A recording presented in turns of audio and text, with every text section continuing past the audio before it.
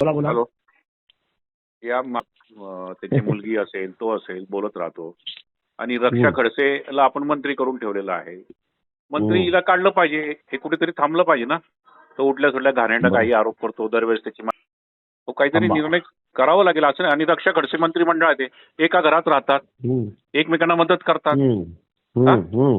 हे कसं सहन करायचं आपण? हा बरोबर आहे. हा तुम्ही सांगा आदेश काय करायचं सांगा. काही करू नका, मी करतो बाबा आता. गंमत पहा, गंमत बघा. हे भाऊ अति झालं ना. प्रत्येक वेळेस काय नाही का तुमच्यावरच येतो, प्रत्येक वेळेस तुमच्यावरच येतो माझा. घेणं देणं काही तथ्य नसतं भाई, खोटं बोलतो मला.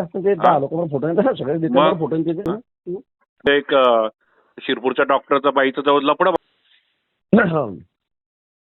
हे भाऊ काहीतरी आपण आक्रमक भूमिका घेतली पाहिजे आणि पार्टीला पण सांगितलं पाहिजे हे चालणार नाही, दुहेरी भूमिका चालणार नाही. एक तर मग रक्षाचा राजीनामा घ्या, आम्हाला हे फालतूपणा चालणार नाही.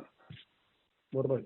मग काहीतरी भूमिका घ्यावी लागेल ना भाऊ. कसं काय झालं असं एका घरामध्ये? ती पण एका घरात, त्याची ती खडसेची मुलगी पण, ही पण, हा पण करतो काहीतरी इलाज करतो.